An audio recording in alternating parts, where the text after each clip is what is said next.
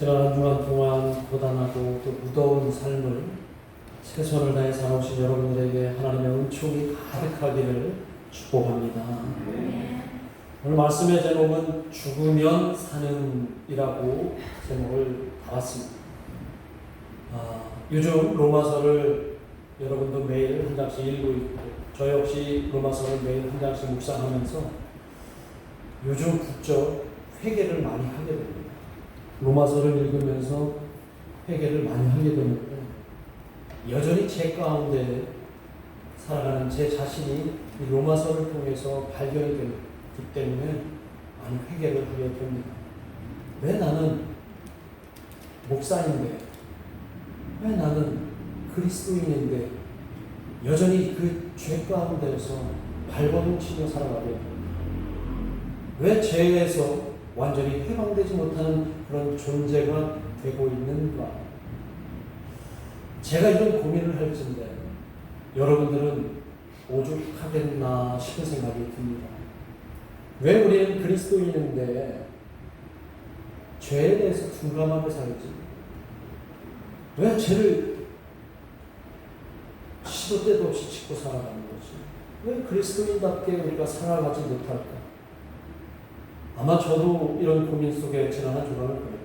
아마 여러분도 수시로 그런 고민을 하며 살아가지 않을까 생각을 합니다. 이런 고민은 비단 오늘 이 시점에 있었던 것만 아니고 아마 바울 당시에도 이런 고민, 이런 문제 제기들이 있었던 것 같습니다. 그러니까 바울이 이 로마서를 집대성해서 거룩한 책으로 우리에게 남겨주신 것 아닐까요? 이 로마서는 위대한 성서라고 많은 신학자들이 이야기를 합니다. 왜냐하면 우리 그리스도인들이 어떻게 살아가야 되는지 그 지침을 알려주는 가장 신앙의 원리가 되는 성경책이 바로 로마서이기 때문입니다. 이 사도 바울이 로마서를 기록할 당시에는 혈기왕성할 젊었을 때 기록한 게 아니에요. 그의 그 고단한 여정, 복음의 여정, 선교의 여정이 다 마무리되는 시점, 그의 경륜과 신앙이 아주 집중되어 있는 그 시기에 그가 말년에 이제 하나님 나라에 들어갈 그 시점에 기록한 책이 바로 로마서입니다. 그래서 그는 내가 이렇게 주님의 길을 걸어왔더니 내가 믿고 내가 깨달은 바는 바로 이것이다 라고 해서 기록하는 것이 로마서예요. 여러분도 가능하면 이 로마서를 자주 읽으시기 바랍니다. 그런데 문제는 로마서가 너무 어려워요. 너무 철학적이고 너무 그 이해의 난이도가 너무 커서 목사들도 이 로마서를 설교하기가 굉장히 부담스러울 정도로 이 로마서는 우리에게 그렇게 쉬운 기록이 아닙니다. 제가 처음에도 말씀드렸지만 우리는 수시로 죄 때문에 넘어집니다. 크고 작은 일에도 쉽게 포기하고 주저앉는 것이 우리의 실제 삶입니다. 그리고 심지어 죄를 짓고서도 아무런 죄책감도 느끼지 못할 때가 너무나 많이 있는 거예요. 신앙생활을 오래 했든 신앙생활을 짧게 했든 상관없이 우리는 그렇게 살아가는 것이 우리의 현 주소라는 것입니다. 너무 쉽게 죄를 짓고 너무 쉽게 포기하고 너무 쉽게 무너지는 것, 도대체 우리가 왜 이럴까요? 그런 중요한 문제를 로마서에서 자세히 담고 있는 거예요. 이 문제에 대해서 바울은 수시로 로마서에서 죄와 은혜의 관계, 또 죽음과 영생의 관계, 이런 것들을 끊임없이 우리에게 알려주고 있는 것이 로마서인데, 오늘 이 로마서를 제대로 우리가 이해할 수만 있다면 우리의 신앙은 완성될 수 있습니다. 그리고 여러분들에게 부탁드리건대 이 로마서를 읽을 때 절대 머리로 읽어서는 안 된다. 뭘로 읽어야 될까요? 우리 마음으로 읽어야 되는데 그 마음으로 읽게 해주시는 것은 바로 그리스도의 영이란 말이에요. 주의 영이 여러분과 함께 있을 때 이 로마서는 여러분들의 지금 실존의 죄와 관련된 문제를 해결받을 수 있다는 거예요. 오늘 저와 여러분이 나눌 이 6장의 말씀을 제가 특별히 선택한 것은 바로 하나님의 의가 무엇이고 그리스도인의 영원한 생명에 대해서 알려주는데, 오늘 제목처럼 오늘 본문은 우리가 살 수 있는 길은 우리가 죽어야 살 수 있다, 이 말씀을 오늘 6장에서 분명하게 우리에게 변증하고 있어요. 죽으면 산다. 죽는데 어떻게 살아요? 이 역설적인 것을 이 바울은 오늘 우리에게 변증을 합니다. 복음에 대해서 많은 오해들이 바울 당시에도 있었고 오늘날 우리에게도 적은 사람들이지만 있다는 거예요. 내 죄를 대신 지신 예수님만 우리가 믿으면 우리는 그 모든 죄로부터 자유롭다고 우리는 믿고 있습니다. 여러분 믿으십니까? 예수님만 믿으면, 복음만 믿으면 죄로부터 여러분들이 해방되는 줄 믿습니까? 그렇게 믿고 있는 것이 큰 은혜라는 거예요. 그렇죠? 그것을 안 믿으면은 오늘 우리가 예수 믿는 이유가 없잖아요. 그렇죠? 그런데 이것을 우리가 오해하는 사람들이 있다는 거예요. 마치 우리는 구원받으면 이 구원이 만병통치약인 것처럼, 구원받았으면 우리가 이전에 지었던 죄나 현재 짓는 죄나 미래에 지을 죄도 다 우리가 제사함 받았으니까 우리 마음대로 살 수 있는 것 아니냐라고 착각하면서 살아간다는 거예요. 구원받은 사람들이 분명히 죄의식에 대해서 둔감해진다는 거예요. 구원받았으니까 이제 뭐 죄 따위는 가볍게 여길 수 있어 라고 생각을 한다는 거예요. 그러면서도 수시로 우리는 죄 가운데서 죄를 짓고 살아가는 것이 문제라는 거예요. 이런 아이러니한 상황 속에서 우리는 어떻게 죄로부터 벗어날 수 있는 것인가? 그 일부 오해가 어디에서 비롯되냐면 로마서 5장 20절에 있는 말씀에서 아마 비롯될 수도 있다고 얘기하는 거예요. 로마서 5장 20절 말씀이 뭐라고 얘기되어 있냐면 죄가 더한 곳에 은혜가 더욱 넘쳤나니, 이런 말을 하는 거예요. 바울이 얘기하는 거예요. 여러분, 죄가 많은 곳에 은혜가 있습니다, 이런 얘기를 잘못 오해하면, 내가 죄를 많이 지어도 내가 회개하면 죄가 회개한 나에게 하나님의 은혜가 크게 오는구나. 그러니까 죄에 대해서 우리는 그냥 대수롭지 않게 생각하고 이렇게 지낼 수 있구나, 이렇게 착각하는 사람들이 있다는 거예요. 그런데 바울은 이것이 얼마나 오해를 하고 있는 것인지, 많은 그리스도인들 가운데 죄에 대해서 그렇게 인식하고 있는 것이 얼마나 오해인지 오늘 6장에서 알려준다는 것입니다. 죄가 더한 곳에 은혜가 넘쳤나니라고 하는 이 말은 그런 의미가 아니라는 거예요. 죄 많이 지은 사람에게 하나님의 크다는 말, 결코 이 오해에 대해서 오늘 1절에서 바울이 그렇게 다시 한번 그 오해에 대해서 묻습니다. 자, 1절 한번 같이 읽어볼까요? 시작. 그런즉 우리가 무슨 말을 하겠어? 은혜를 더하게 하려고 죄에 더하겠느냐? 우리가 죄 지으면서 스스로 변명하는 거예요. 내가 이렇게 죄 지은 거는 하나님이 나에게 은혜를 더 주시려고 내가 이렇게 죄 가운데 있었나 보다. 내가 회개하면 이제 하나님이 큰 은혜를 주실 거야. 그런 말이 아니라는 것을 오늘 6장 1절에서 그런 오해에 대해서 답변을 해주시는 거예요. 바울이 말한 죄가 더한 곳에 은혜가 넘쳤다라고 한 이 말의 원뜻은 뭐냐면, 나는 정말로 지독한 죄인입니다. 내가 너무나 큰 죄인이기 때문에 이 죄인이라고 하는 사실을 내가 깨닫고 내가 진정으로 회개할 때 비로소 하나님의 은혜가 크게 나에게 내려온다, 이 말을 한 거예요. 그런데 사람들은 그것을 오해한 겁니다. 여러분, 내가 정말 지독한 죄인이라고 하는 사실을 깨달을 때 그런 경험이 있으세요? 혹시? 내가 죄인이라는 사실을 정말 깨달았던 적이 있으세요? 그때 좀 당황스럽지만 하나님께서 십자가의 복음을 통해 나에게 이 더 큰 은혜를 주시고자 하는 이 깨달음을 주셨구나, 그런 은혜도 함께 얻었을 거라고 저는 믿습니다. 우리가 얼굴도 들지 못할 정도로 그런 나의 죄성을 깨달았을 때 은혜도 그만큼 따라온다는 것, 그만큼 크다는 것을 이 바울이 이야기해 주는 거예요.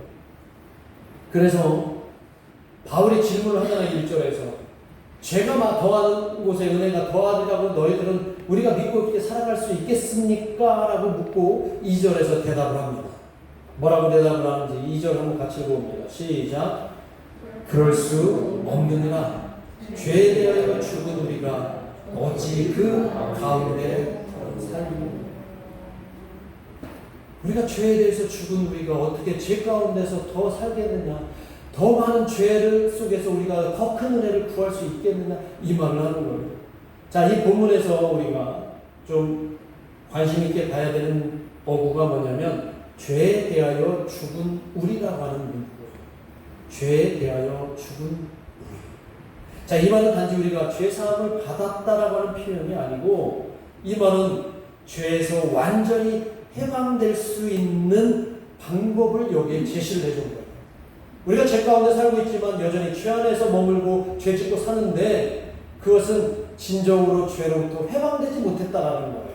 그 죄로부터 완전히 벗어날 수 있으려면 뭐밖에 없다고 지금 바울이 얘기하는 거예요. 2절에서 죽는 길밖에 없다. 이런 얘기입니다. 죽는 길밖에 없다. 우리가 죄를 이기기 위해서, 이 죄악을 벗어나기 위해서 우리가 제 아무리 노력하고 제 아무리 어떤 방법을 동원할지라도 절대 죄를 이길 수 있을까요? 없을까요? 여러분의 경험상으로 죄를 이길 수 있어요? 없어요? 죄를 이길 수 없습니다. 그만큼 죄는 강력합니다. 그만큼 죄는 우리를 죽음으로 끊임없이 이끌어 가려고 합니다. 아무리 발버둥쳐도 어느새 우리는 죄악 속에 빠져있는 모습을 수시로 발견합니다. 바울은 압니다. 우리는 죄를 절대 이길 수 없다는 사실을. 그래서 바울이 죄에서 이길 수 있는 방법, 유일한 길을 우리에게 알려주는데, 그것은 뭐냐면 예수님을 통해서 발견합니다. 예수님이 누구에 대해서 죽으셨냐면 바로 우리의 죄에 대해서 죽으셨다는 거예요. 바울은 우리가 죄로부터 벗어날 수 있는 유일한 방법은 바로 죽는 길밖에 없는데, 바로 그 죽는 길은 예수님이 십자가에서 죄에 대해서 죽으신 것처럼 우리도 죄에 대해서 죽을 때 가능하다라고 오늘 말씀하시는 거예요. 예수님은 저와 여러분을 위해서 십자가에서 죽으셨습니다. 맞습니까? 예수님은 저와 여러분을 대신하여 십자가에서 죽으셨습니다. 우리의 죄를 대신하여. 이 사건은 우리가 오늘 6장에서 보면 하나님과 예수님과 우리가 하나 되었다라고 얘기해요. 그 십자가에 죽으신 사건은 우리를 위해서 죽으셨기 때문에 예수님은 우리와 하나 연합되기 위해서 죽으셨다. 이제 우리는 그 예수님과의 연합을 어떤 식으로 표현해야 되냐면, 우리 또한 십자가에서 죽으신 예수님처럼 우리도 죽어야 된다. 이 말을 바울이 하는 거예요. 그래야 나도 예수님처럼 십자가에서 죽었다가 다시 살 수 있다라고 말씀하신 겁니다. 오늘 6절이 바로 이 사실을 바울이 증언하는데, 6절에 보면 이렇게 얘기해요. 6절 한번 보세요.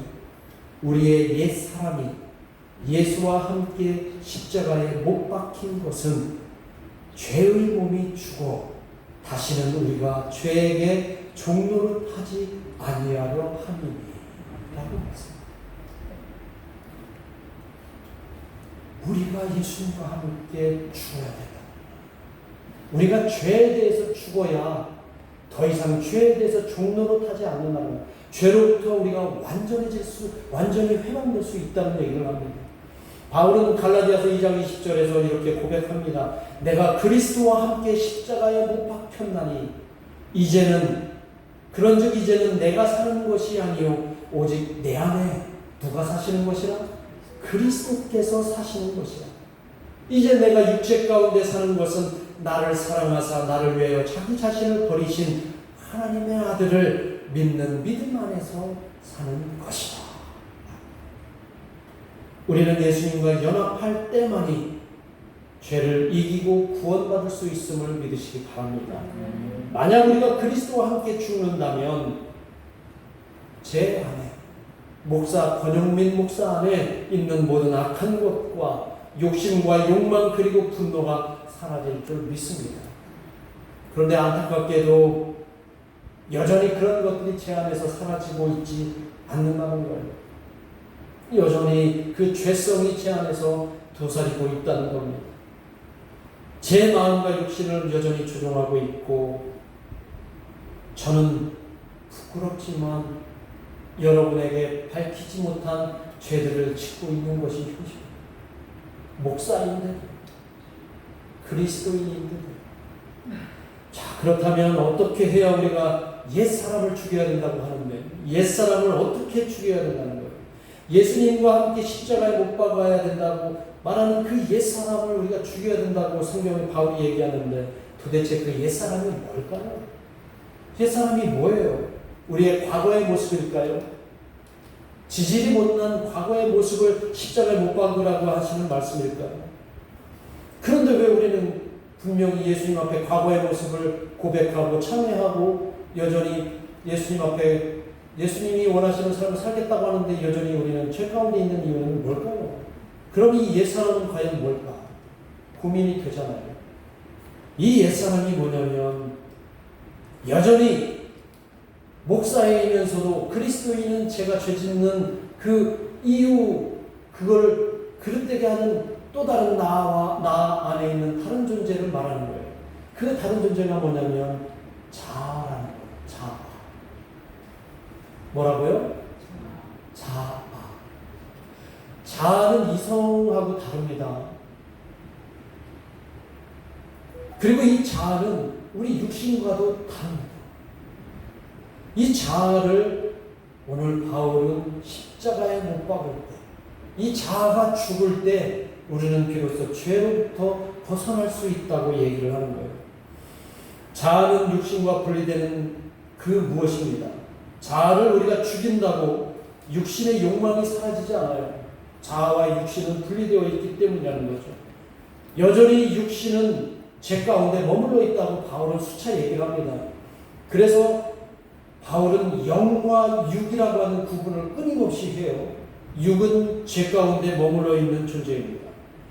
그러나 자아가 예수님과 온전히 하나가 될 때 이 육신은, 이 몸은 더 이상 죄의 종이 아니라 예수님의 뜻을 따르게 된다라고 바울이 말하고 있습니다.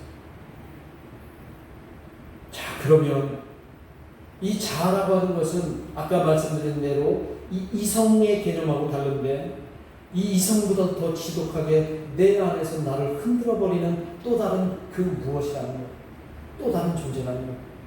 그 자아를 예수님과 함께 십자가에 매달 때 비로소 우리는 죄에서 완전히 해방되는 줄 믿습니다.